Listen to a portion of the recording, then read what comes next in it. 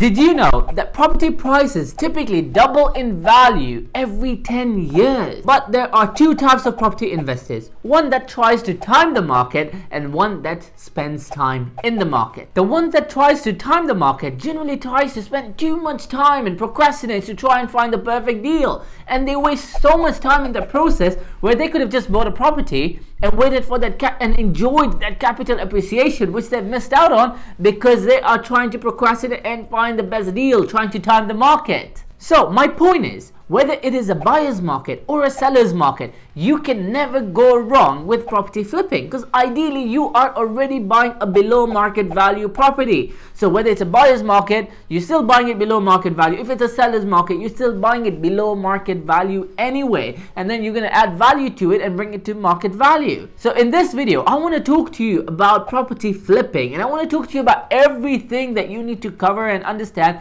in property flipping so you can become a master at buying rundown properties, and then you can either refinance and rent or sell them on. So stay tuned. Hello everyone, if you're new here, my name is Abbas Pradhan. I'm a property investor and I'm an owner of an estate agency called 10x Rising.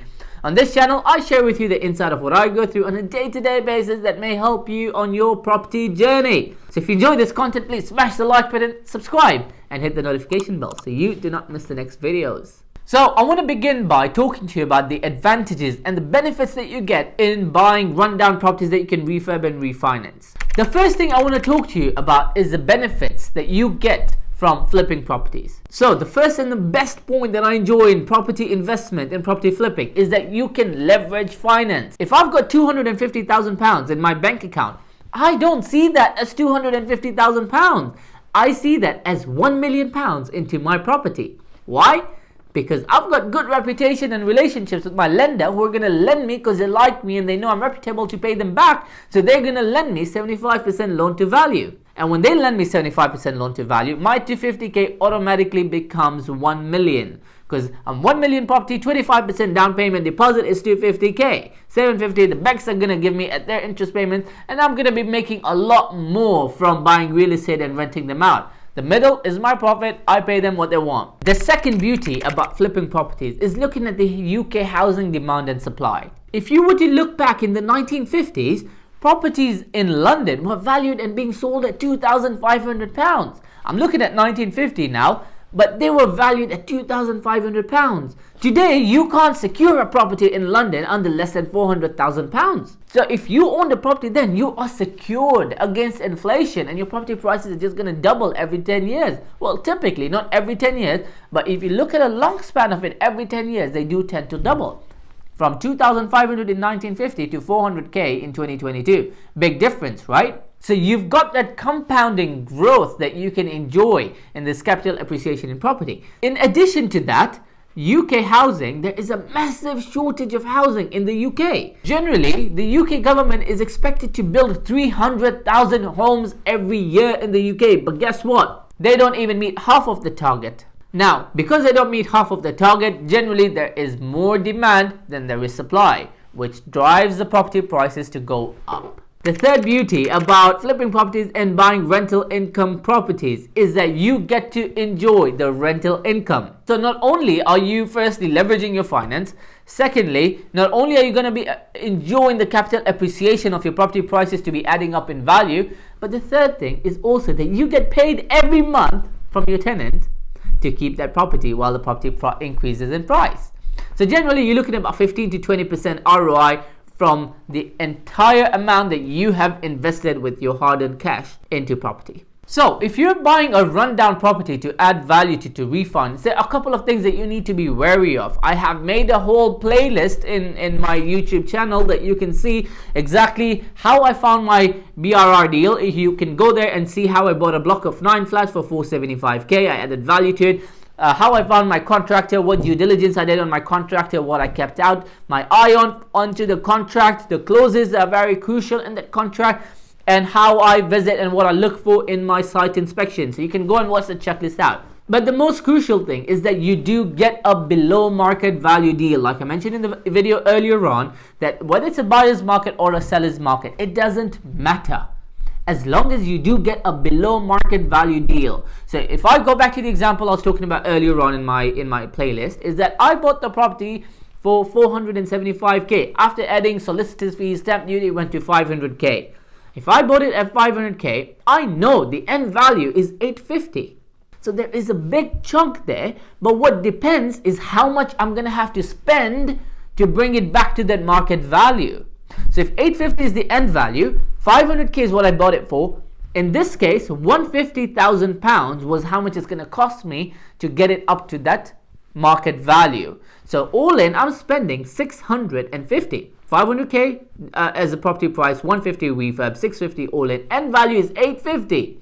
So I have made £200,000 if I decide to sell it. But what I'm going to do is refinance at the end of it, pull out all my funds at 75% loan to value, and maybe they might be a little bit stuck in the deal. But hey, I still got my equity in the property, and I still own the building without any of my hard-earned income into the property, and I'm going to be enjoying the rental income. So it's very crucial that you get yourself a below market value property. Now, it's not so easy that you just walk into an estate agent's office and say, how much is that property for? 100k. Okay, I want to pay 70 for it. If they say 250, okay, I want to pay 175. You're just going to look very rude and disrespectful, and they're going to hate you and kick you out of the office. What you want to do is find unloved properties which are deteriorating, which look like shit. The shittiest is the best property. You want to find the shittiest property in the best streets. That's what they say about property. Best streets, because you can't change the location, but you can always change the interior. So you want to look for those unloved properties which are deteriorating, and you know nobody's paying attention to those kind of properties. That's the one that you can get for below market value. You can't go to a person who loves his home so much, has put in so much effort into that property, maybe even lives in it, and now is looking to move out because he's relocating or his family got bigger and he's loved it so much. He's going to expect market value for it. Maybe a little bit of discount, 5%, 2%, but not what you're looking for. So for that below market value where your time is well worth spent for you to make that profit, you need to get quite a below market value deal so that you can pay yourself for all the work that you put in. So let's go a bit deeper into the example I just spoke about earlier, what I acquired personally. 500,000 is what the property cost me. 150,000 is how much the refurb work costed me. 650 all in.